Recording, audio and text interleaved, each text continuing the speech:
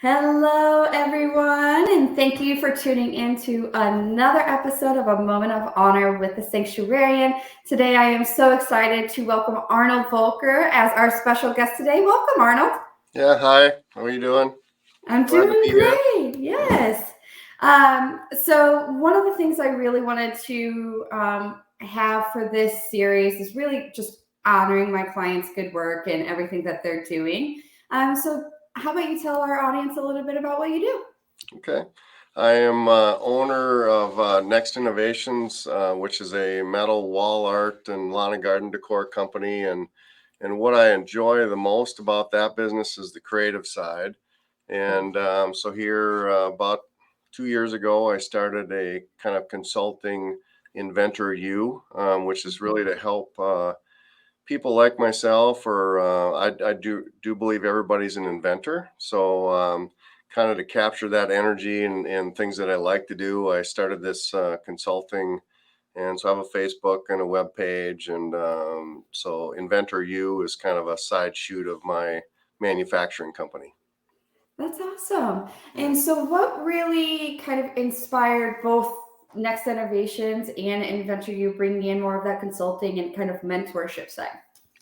It it's a little bit in my genes. My grandfather was an inventor. He invented one of the first potato planters back in like 1917, and that's always kind of stuck with me. My son, when he was 12, came up with a shooting target that really helped our company survive through some tough times. And so you never know where these ideas come from. And I think a lot of people have great ideas. It's just they don't really know how to implement them.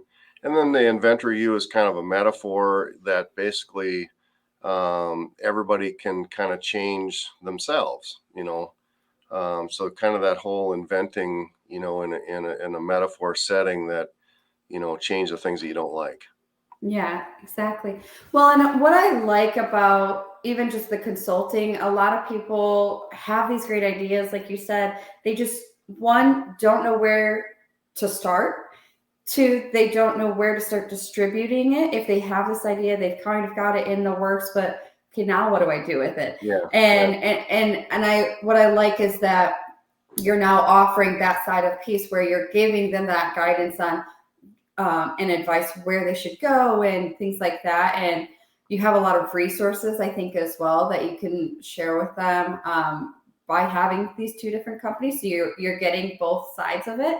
Yeah. Um, and so with the consulting, have you noticed a change or even in Next Innovations with this last 2 years of a pandemic? Have you seen any kind of change in the way that you do business or really just how you connect with your clients and followers? I think more and more you're starting to see people leaving the private sector and they want to do something on their own.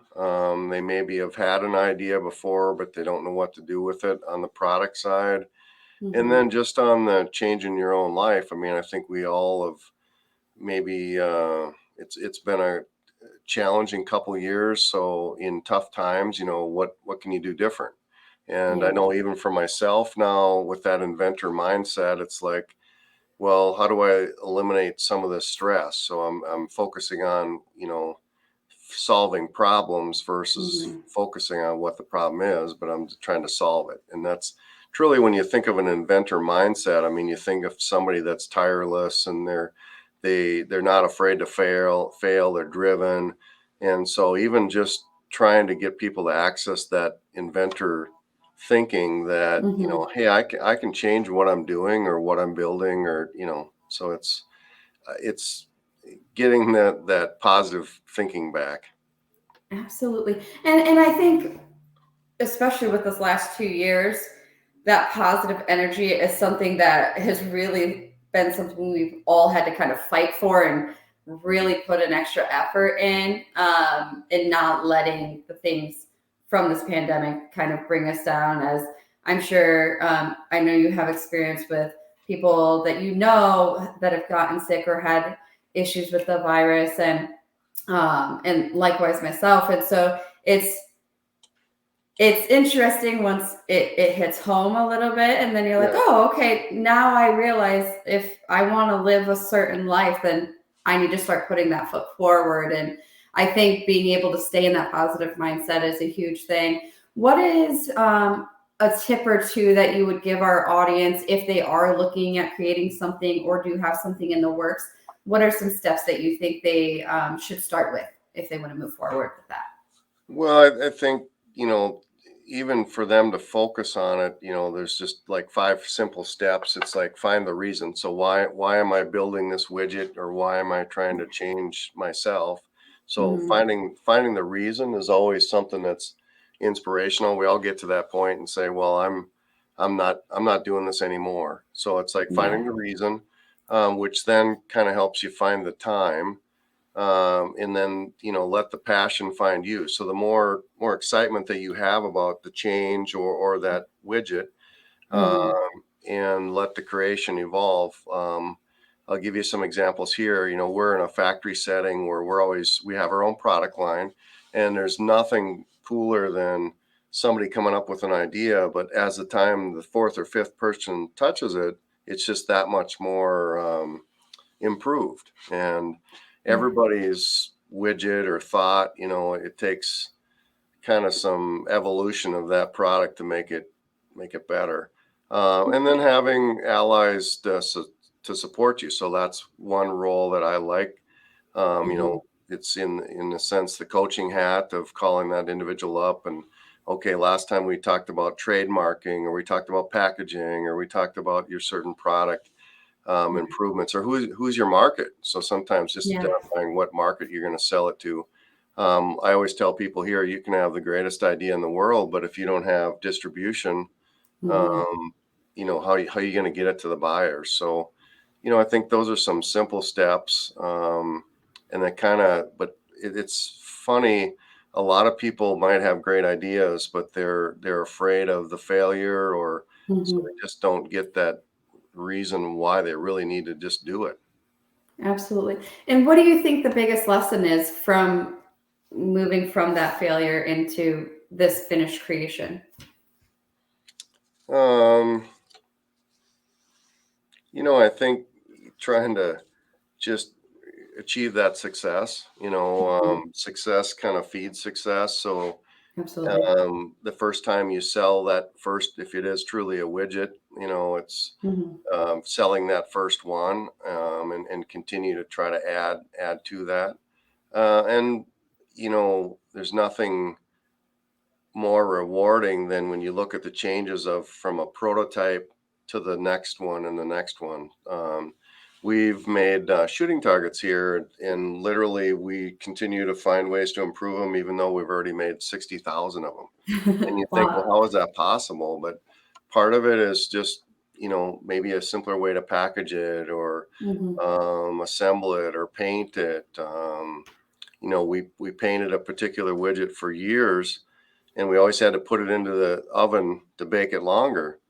Well, lo and behold, all we had to ask was the right question: is there is a low cure paint? So Mhm. we changed the paint, and that made it that much more profitable. So I think that the rewarding part is finding all those little steps, and even if it applies to you personally, of changing just some things in your life. I mean, once you make a few small modifications, those modifications become bigger, and they take you in a totally new direction. And I think with both sides, it's really just the excitement of the learning that can Right, come out of that, and right, learning more about yourself and learning the things that you can do and that you can accomplish just by kind of flipping that mindset. right. You And know? sometimes laughing at yourself, it's like, boy, that really wasn't a good idea. But even in a group setting here with products, I mean, the sometimes the bad ideas are the ones that inspire the next good idea. Yeah. And it's funny how that works. Like 3M's example of the sticky note was a Mhm. failure.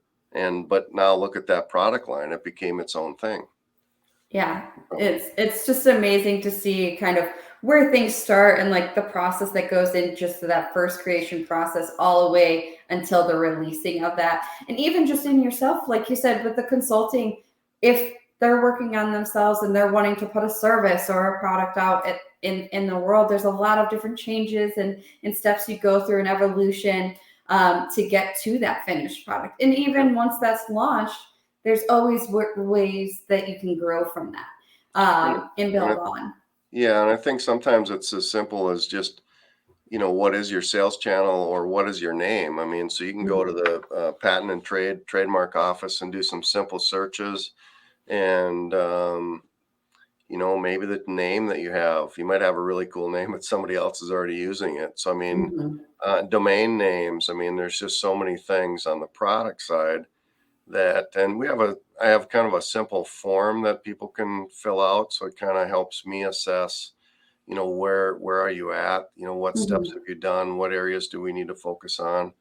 um, so that's what I like, about helping. And then there's certain, like you mentioned before, on the production side of things, there might be people that we've worked with before, or things that maybe could even help manufacture. um, Absolutely. but there's a lot of once you start getting on that inventor mindset, it just makes us think different. I think as individuals, it kind of is more inspiring, and you're accessing the creativity Yeah. and well, what if I do this, or what if I do that, and where does Mhm. that take me? Well, and one of the things that I really liked that I saw on your Facebook page recently was that you had an inventor mentor hour. So tell us a little bit about that and kind of what inspired you to do a little bit more of just that open mentorship aside from the consulting. I've been, trying to do a little bit more live events and things like that, and get some interactivity with people asking questions. Hmm. Trying to get more of a routine down, but I think just the interaction with people. And the interesting part for me is on our next innovation side. That's a group of customers that obviously I market to, Right. and just having some of my long-term customers, asking different questions, Hmm. even related to their own business or their own products that they're making, even though they already buy from us. Yeah. So that's kind of cool. It's taking that relationship into an additional phase. Well, and I think a lot of us may take for granted how much we can learn just from having that conversation and that connection with other people. And though right now most everything is kind of virtual, so you're losing a little bit of that aspect. Have you noticed any kind of difference or difficulty in it being more of a virtual setting than an in-person kind of connection? Um, for here, our factory shows well, and so tours are always inspiring. So you kind of lose a little bit of that. Hmm. Um, but on the flip side, you can access people. Like, I've had customers in Florida on the Inventor U side that, it's not like I'm going to drive in the car, and then just being able to hold something up or share an example, or ask questions that are somewhat related to things that we do, Hmm. kind of helps the conversation along. So I actually think right now I'm a firm believer that, there's always opportunity no matter how bad things are. And so I think right now the opportunity of being able to reach more people, Absolutely. and have a conversation just like you're in the same room is just amazing. I mean, the technology of and interactivity, and you can share your screen Hmm. and all these things, where before it was kind of awkward. So there's definitely a positive to it.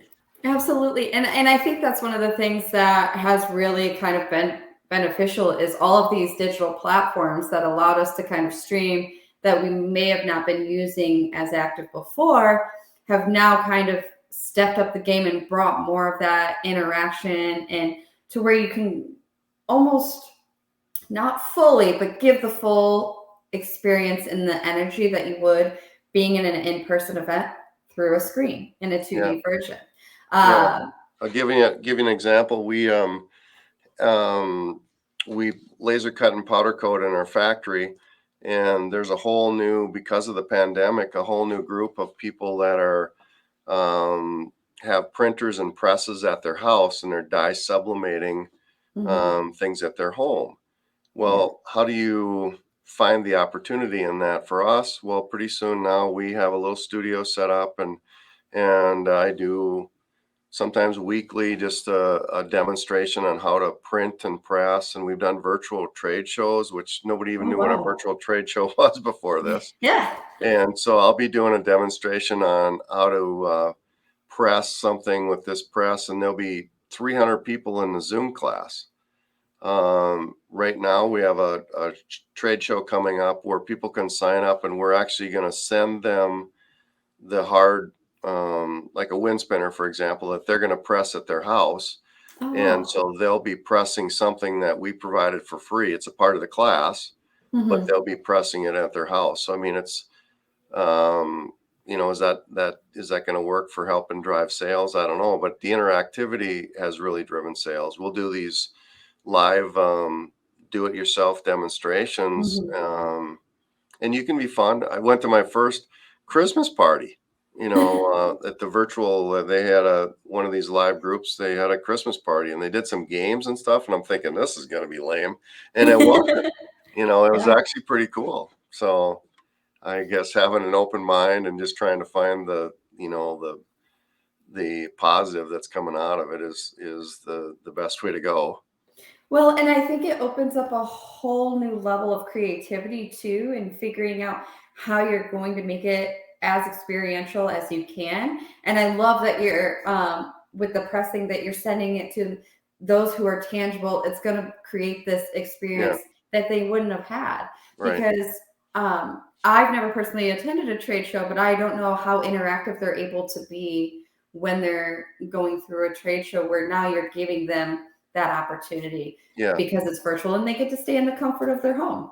And for us as a vendor, I mean, sometimes trade shows can cost us ten to $20,000 just to attend.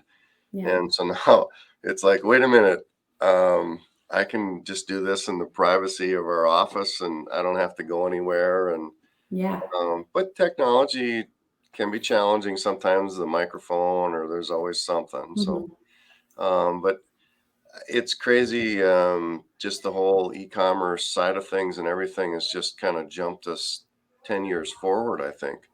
Um, Absolutely. so, and it was I call it a light switch moment. I mean, we're never going to go back. Mhm. We're always going to be Oh, yeah. using these video conference technology to our advantage. Absolutely. And I think it's just going to start to evolve into that hybrid. So it's really just giving you endless opportunities to reach anyone all over the globe. Yeah. And so there's so many other great things to come that we haven't even thought of yet, Yeah. which I think is exciting. This morning on our, I don't know why I've been doing it, but not as lives. I'll take like videos of our paint line and then Mhm. post it on Facebook. Well, this morning, I've just got to get it on my calendar and do it more, but did some Facebook lives of the water jet cutting and the laser cutting. What are we cutting today? Because Yeah. people seem to be enamored with TikTok and videos, and so Yes. how do I as a individual try to get something that people will like to watch? Yeah. And it seems like equipment running, people seem to like that. So Well, and I think people are just easily fascinated with the unknown, things that they wouldn't experience normally. And being able to see that through video, it just gets them excited and creates kind of that intrigue into what all could be out there that could be an opportunity for them. yeah. Um, and so, one of the things I do want to touch on is just how can our followers get in touch with you if they are interested in the consulting or the mentorship from you? How is it best for them to connect with you? Probably the easiest is Facebook. I mean, everybody seems to be on that too much, but it's just inventor and the letter U. Mhm. And you'll see my contact information and the ability to either book a free consultation, half an hour, or just reach out to me. Yeah. The other option is looking up our company, Factory Next Innovations, Mhm. and that also is all over the internet. But Facebook is probably the easiest.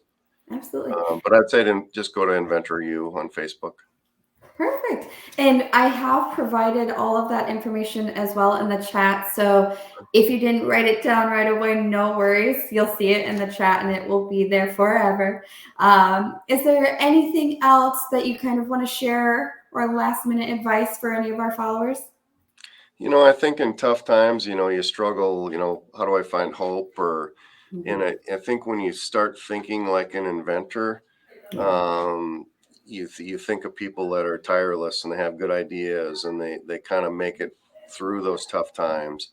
And Mhm. whether it's Edison or Tesla or people like Elon Musk, it's like, how does this guy get through the day? I mean, he's just so inspiring. So if you kind of put that a little bit hat on of yourself, Mhm. um, you know, you can look at things as half full or half empty. I mean, I think there's lots of opportunities right now. It's just trying to figure out what they are and what they are for ourselves. I know I'm taking a lot of it and taking action. It's Yeah. one thing to say, well, and I'm not a New Year's resolution person. I think opportunities are always here.